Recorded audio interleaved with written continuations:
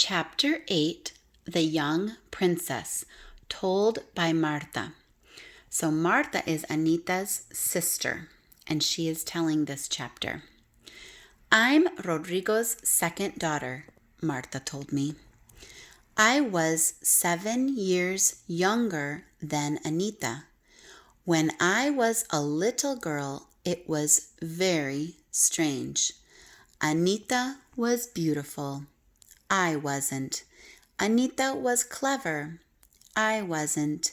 She could read and tell stories, sing and draw pictures. I couldn't. I was small, fat, and stupid. But I've been lucky. I married a good husband. I have 2 healthy sons and a pretty daughter.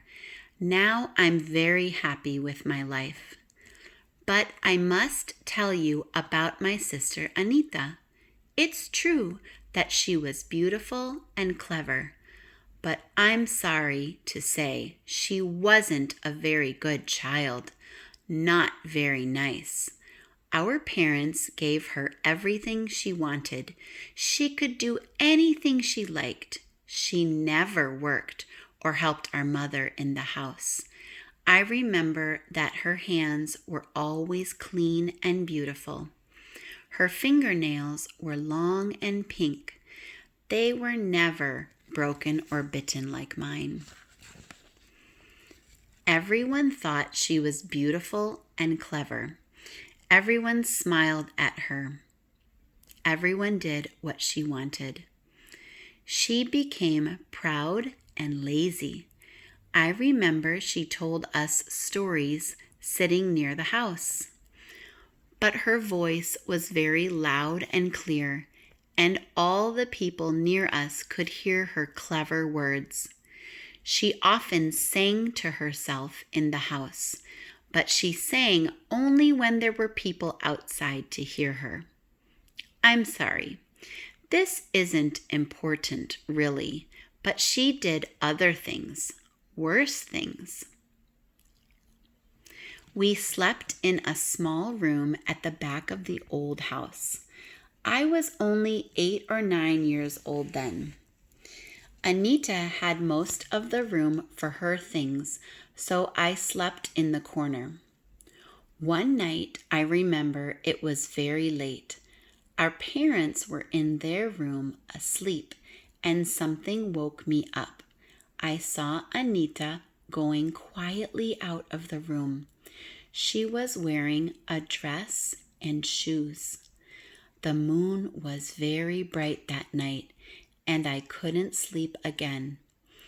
I lay awake waiting.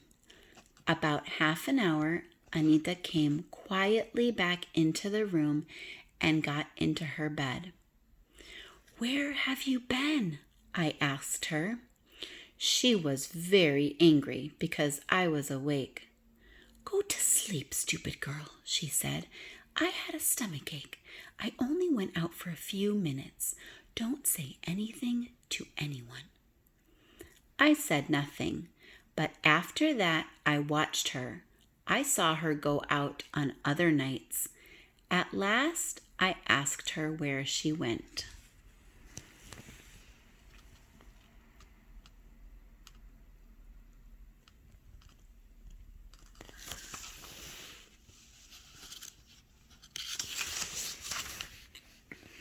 She laughed quietly.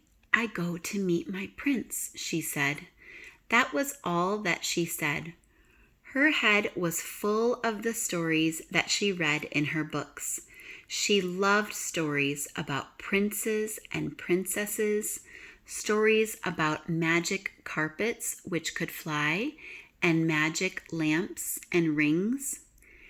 These were the stories that she told us most often. She didn't have to read them. She knew them all. She imagined that she was a beautiful princess in a story.